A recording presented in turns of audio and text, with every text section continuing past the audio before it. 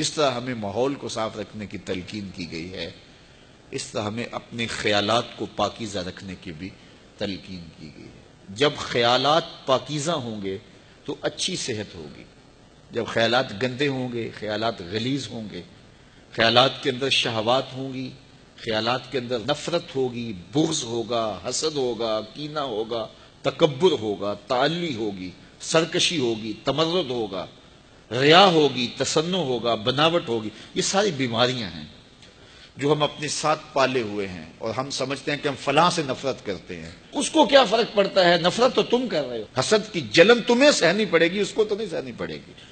بغض رکھتے ہو، کینہ رکھتے ہو، نفرت رکھتے ہو، تو ہم کہتے ہیں ہم فلاں سے رکھتے ہیں۔ میاں فلاں کو کیا فرق ہے؟ وہ سب کچھ تو تم اپنے اندر رکھے ہو۔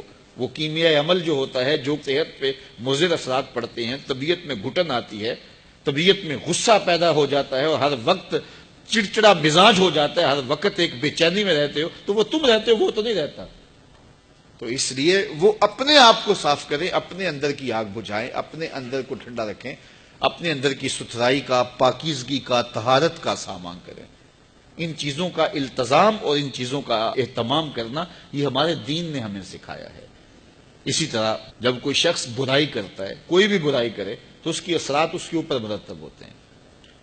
تو برائی کے اثرات بد سے اس کے اندر کا نظام بگڑ جاتا ہے، باطن کی طہارت ختم ہو جاتی ہے، اور باطن کی طہارت کو بہت زیادہ اہمیت دی ہے شریعت اسلامیہ نے۔ حسد کے کوڑے، بغض کا کچرا اور نفرت کا جو ہے وہ گند تمہارے اندر اگر جمع ہوتا رہے گا تو پھر اندر سے تعفن اٹھے گا، اور وہ تعفن تمہارے دماغ کو چڑھے گا، اور زندگی کا چین، زندگی کا قرار تمہارا لٹ جائے گا، اور تم سمجھو گے کہ شاید فلاں کی وجہ سے ایسا ہوا، ہم نے خود نفرتیں پالی، خود اپنے اندر گندگی اور غلاظت ڈالی۔ کچھ اعضاء ہمارے ظاہری ہیں، کچھ اعضاء ہمارے باطنی ہیں۔ آنکھیں عضو ظاہری ہیں، کان، زبان، ہونٹ، ٹانگیں، ہاتھ، یہ ظاہری اعضاء ہیں، اور کچھ اعضاء باطنی ہیں۔ دماغ باطنی عضو ہے، دل باطنی عضو ہے۔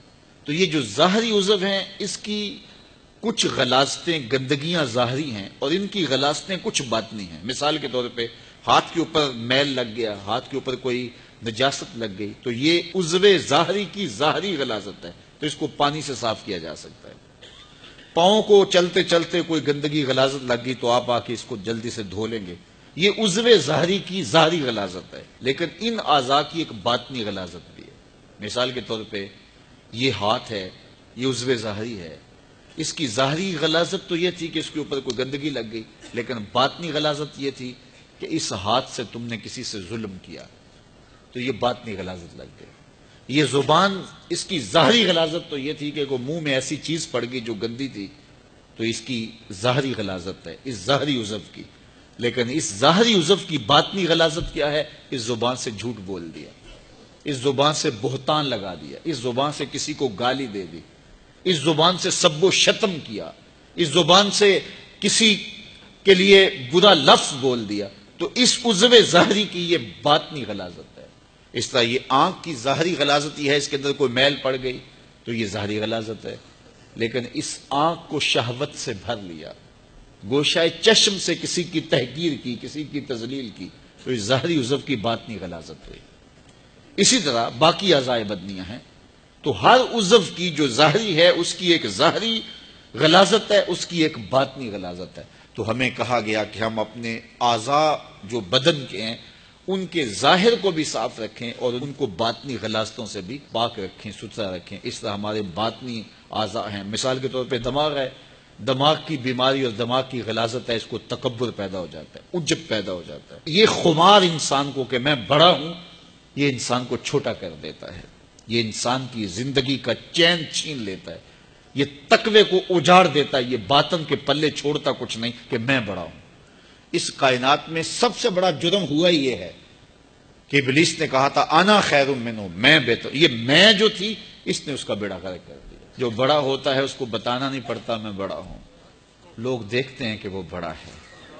بڑائی لفظوں سے نہیں بتائی جاتی، بڑائی کردار کی ہوتی ہے، بڑائی سوچوں کی ہوتی ہے۔ بڑا آدمی دکھائی دیتا ہے کہ یہ بڑا ہے، اس کی عادات سے پتہ چلتا ہے بڑا ہے، اس کے اطوار سے پتہ چلتا ہے بڑا، اس کے طرز زندگی سے پتہ چلتا ہے کہ وہ بڑا ہے۔ تو کسی کو چھوٹا نہ سمجھو، کسی کو حقیر نہ جانو۔ واصف علی واصف مرحوم نے کہا تھا کہ کوئی چھوٹا تب نظر آتا ہے کہ اسے دور سے دیکھا جائے یا پھر غرور سے دیکھا جائے۔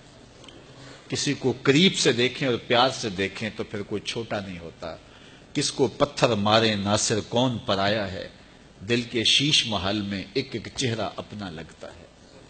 لوگوں سے پیار کرو، لوگوں سے محبت کرو، لوگوں کو قریب کرو، نفرتوں کے سوداگر نہ بنو، محبتوں کی دکان کھولو۔ جہاں تک ممکن ہو لوگوں کی خیر خواہی کرو، اور اگر لوگوں کے لیے خیر خواہی نہیں کر سکتے تو کسی کی بدخواہی بھی نہ کرو۔